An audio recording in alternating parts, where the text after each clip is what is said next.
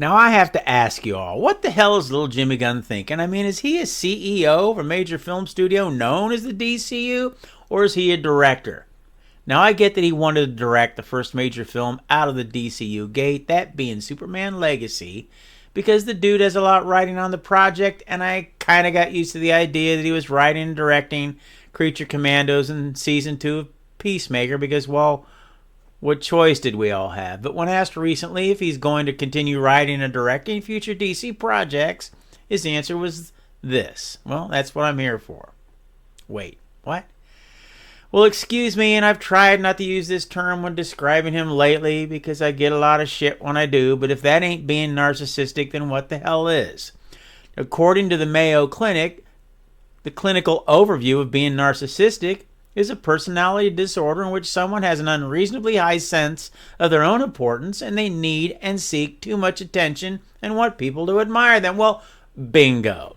I think that pretty much sums little Jimmy up in a nutshell, because why else would he feel the need to control every single aspect of the DCU? The CEO runs the company. They don't micromanage every single thing within it. It's like the head coach of a football team wanting to call all the plays, run the defense and offense, and not let any co-coaches do what they were hired to do in the first damn place. Now that may work for a while, but it always implodes, and I, for one, don't want to see that happen. And I'm being sincere when I say that. Yes, it's a fact that I'm not a huge fan of Gunn's. It's also a fact that I'm a huge fan of ZACK SNYDER'S. But that doesn't mean I want the dude to fail, because I'm tired of DC failing, period. I see way too many people on social media wishing ill will on what Gunn's trying to do, thinking that'll get Zack back. And well, I hate to burst your bubble there, Sluggo, because that ain't going to happen. They hope he fails and DC goes crumbling to the ground along with everything that is currently being created, and that's just plain asinine and stupid. We as DC fans have waited too damn long to get to a good place, and maybe this will finally be it, and then again maybe it won't, but let's just wait and see. I mean, we really don't have any choice, because for now at least Gunn isn't going anywhere, my friends. I think sometimes that little Jimmy would do best just to keep his yapper shut and his keyboard turned off, which he was doing there for quite some time. But now it seems that with Legacy about to start production, he just can't help but go wading into the social media pot-stirring pool once again. And along with Gunn being the do-all, see-all of the DC world, it's been a rather interesting week over at WB Land. According to comicbook.com, Zack Snyder was wanting to put not only John Snyder, a.k.a. Green Lantern, into his Justice League world, but he also had planned to use the one and only Hal Jordan, also Green Lantern, as well. And he was wanting to use none other than, ta-da, Ryan Reynolds to reprise the role. As if you didn't already know, Reynolds played Hal Jordan in a not very well-received solo Green Lantern movie back in 2011. Reynolds himself was fine in the movie, but the story and CGI, well, let's just say it could have been a lot better, and let's leave it at that. I think it would have been a great idea, and I'm sure there are others that feel the same way, but unfortunately, we will never know. But at least we now have concept art that was recently released by artist Gerard Esmerance, who was working with Snyder on his films at the time, and I have to admit, they're pretty damn amazing. What do you think? Now, I love when we get little bits and pieces of what Zack was planning back then, but at times it seems like a double-edged sword, seeing what could have been and knowing that the reason we never got to see any of them come to fruition is because WB execs wanted to micromanage. Now, there's a term, again, that seems to be a pattern over there. But anyways, those WB execs just wouldn't and or couldn't stop meddling with what Zack was trying to do.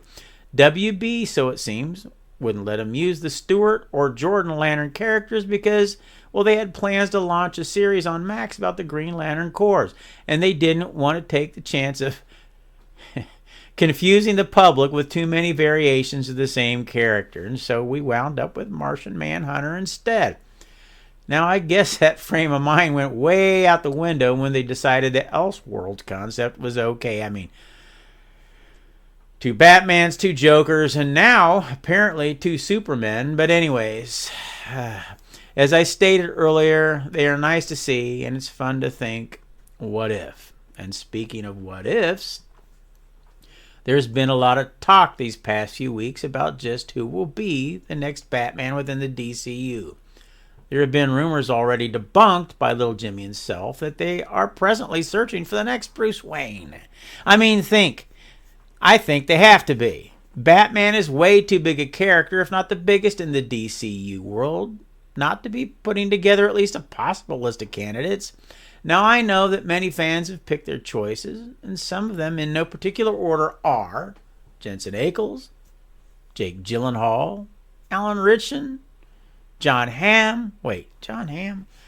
Well, anyways, Carl Urban, Richard Madden, just to name a few. Now, in my mind, whoever it winds up being, they have a pretty big cowl to fit into, because Affleck will be hard to surpass, especially since he never got his chance at doing a solo movie.